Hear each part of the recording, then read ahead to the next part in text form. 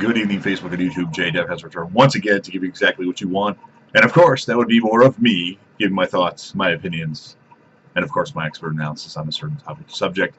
Tonight, I finally get to do the video that I've been waiting a long time to do. USADA, the United States Anti-Doping Agency, has finally made a ruling pertaining to Jon Jones, and that is Jon Jones has been suspended for 15 months. Which means, if you do the math, Jon Jones was actually provisionally suspended last August.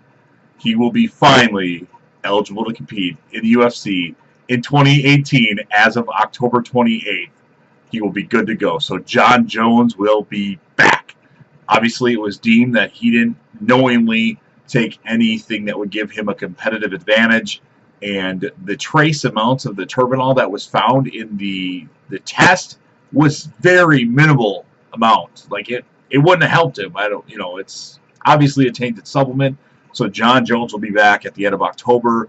And with UFC 230 happening on November 3rd, one can only think that we finally have a headliner for UFC 230. So if Jon Jones is added to that card, which I assume he will be, barring injury or barring any other suspensions. Okay, I got to say it, because with Jon Jones, you never know. Who is Jon Jones going to fight? Well, some of the obvious choices would be Daniel D.C. Cormier, for possibly the heavyweight title, because I know at some point Jon Jones will take back his light heavyweight title, and then he's going to take the heavyweight title, whether it be DC or Brock Lesnar. But I don't think that's going to happen, because I don't think DC wants to fight Jones yet. He wants to have that big payday with Brock Lesnar. Another potential matchup for Jon Jones, which was actually something he did this weekend, is he did a pose down with Anthony Rumble Johnson, which that's a fight that I wanted to see for a long time, actually. They were supposed to fight in March of 2015. Or no, was it? I don't remember what exactly it was, but that's when the whole hit and run, Jon Jones getting in an accident and with the pregnant lady thing happened. So that'll be a fight that I'd obviously want to see. I think it would be an easy fight for Jon Jones to win, because Anthony Johnson's not getting in punching distance to throw one of those haymakers against Jon Jones. And of course, the third fight, which I think is the most realistic fight for Jon Jones, if he fights on November 3rd, which I'm pretty sure he will, would be another fight against Alexander Gustafsson, which, if anybody remembers, the first fight he had with Alexander Gustafsson was the closest Jon Jones was to losing in the UFC. If not for a spinning back fist in round 4, that fight could have gone a different way, but Jon Jones ended up winning by decision against the mauler, Alexander Gustafsson. And I think it's only fitting that he has another fight with Gustafsson, because Gustafsson's been doing a lot of talk, a lot of talk. But you look at it, Gustafsson hasn't beat anybody good. He hasn't beat DC, he hasn't beat Jon Jones, and he did beat Rumble Johnson. They all beat him. So I think it's a fight that needs to happen if Jon Jones can't fight Daniel Cormier. Although the most intriguing fight, in my opinion, would be against Anthony Rumble Johnson, just because one of those haymakers could connect. But I don't think Jon Jones would let Anthony Rumble Johnson get in distance to throw one of those, personally. So that's the big news. So that'll most likely be the main event of UFC 230 in New York on November 3rd. And of course, you have the undercard.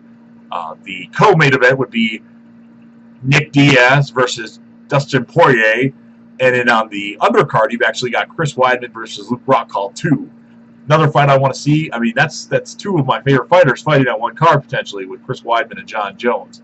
So that's going to be one hell of a night, and I will be hosting it. So get your tickets now. Club Devo will be hosting UFC 230, even if Jon Jones isn't fighting, because I want to see the Weidman 2, or Weidman Rockhold 2, and even Diaz versus Poirier would be, I think, an entertaining fight. And there's a couple other guys that are on the card, too, that are worth watching. So, awesome news.